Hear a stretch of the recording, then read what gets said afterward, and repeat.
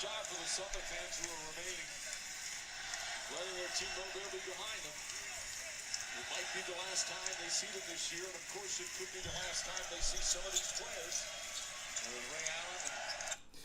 Yes, you heard it. You might have saw it on the internet.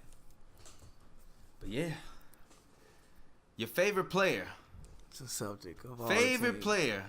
Of all your teams. favorite player, Kyrie Irving, of is now a Celtic. It's not that I even hate the Celtics, because I actually don't hate the Celtics. Like, I actually do not hate them as a franchise. It's just like throughout this whole run, one of the main nemesis, I guess you could say, has been the Celtics. Like, they've always been the little annoying little brother, like the little annoying person. Mm-hmm. So it's like, you know what I'm saying, you was like rocking out with your mans, and then like y'all got into a fight, and then he started kicking it with like the people y'all was fighting against. Like, come on, bro. I mean, that's not true though.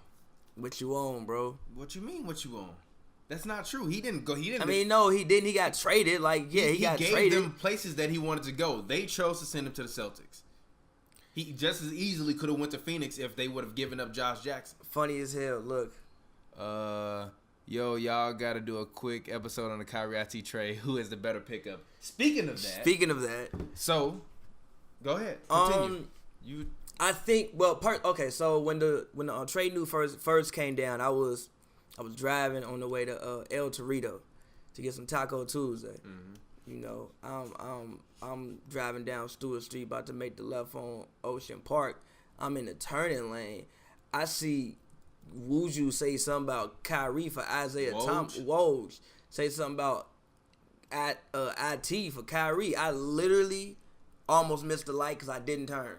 I was like, the fuck is this? Fuck do you mean? So I finally sat down, pulled over, and I didn't even read the details. I just thought I would be fucking furious if this trade is true. About 10 minutes go by, I started thinking logically, and I'm like, okay, these are the details of the trade. Okay, this might not be so bad. Then I was like, if Cleveland gets this pick, low-key, Cleveland kind of wins this trade. They kind of win this trade. It depends because the pick can fall anywhere from a top 2 pick all the way down to a 10th pick. No, the pick can fall completely out the lottery. Yeah, so I mean, but look, so with that being said, how good do you think Brooklyn will be this year?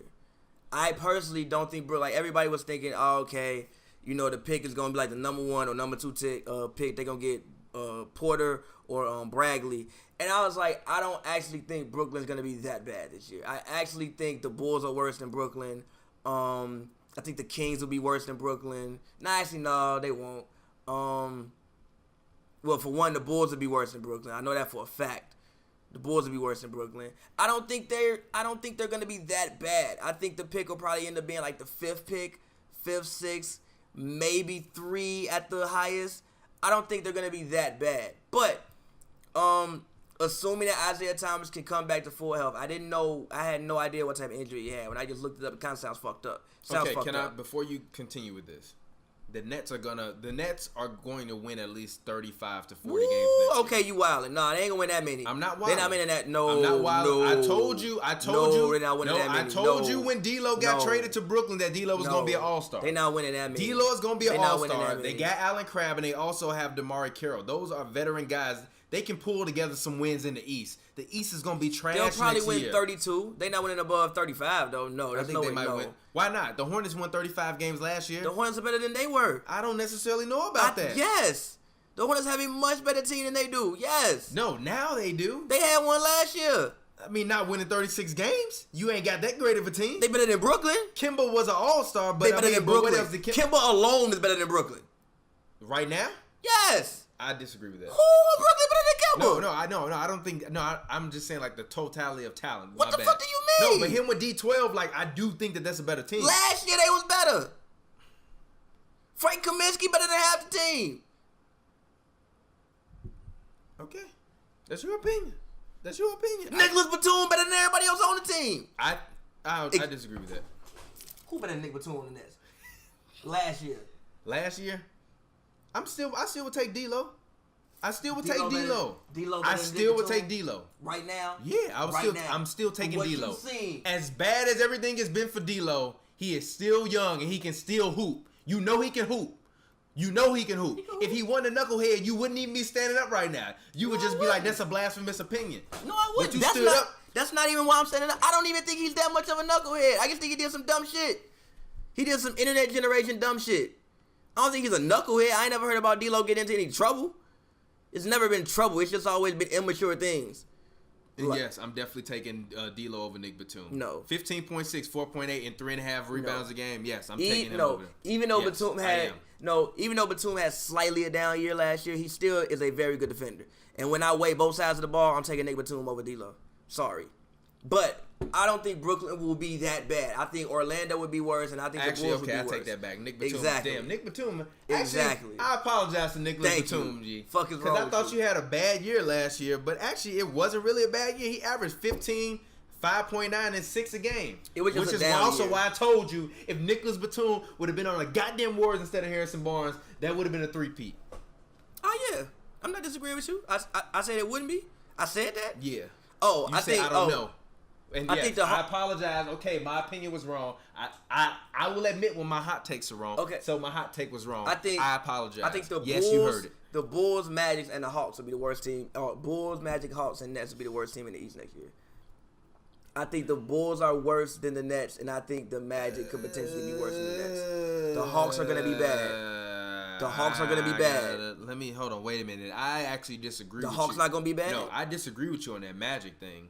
I think that next year the Magic actually take a step forward.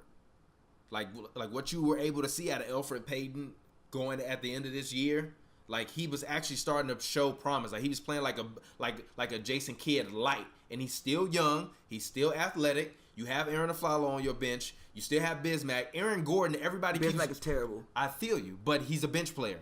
But I keep expecting Aaron Gordon to like take a leap. And although he took a minor leap last year, I still feel like there is another level that he can go where Aaron Gordon can be like a Blake Griffin light. But I don't feel like he is in that position.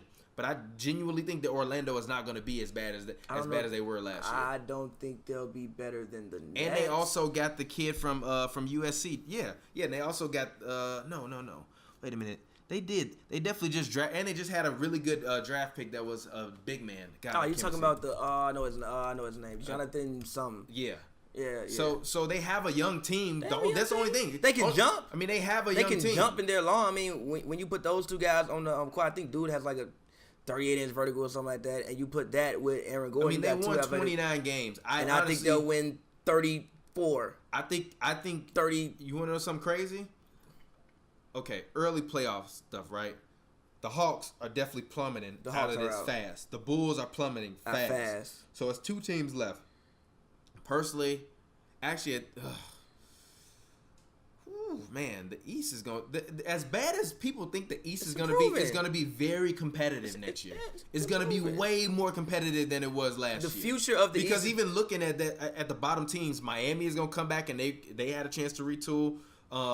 Charlotte's coming back. They got D12 now. Philly, they have Ben Simmons coming back. Embiid is coming back. You got a rookie of the year. Well, no. Wait, who won rookie of the year last year? It wasn't Sarge, was it? No, it was Brogdon. It was Brogdon. Never mind. Sarge should have won that to me, but go ahead.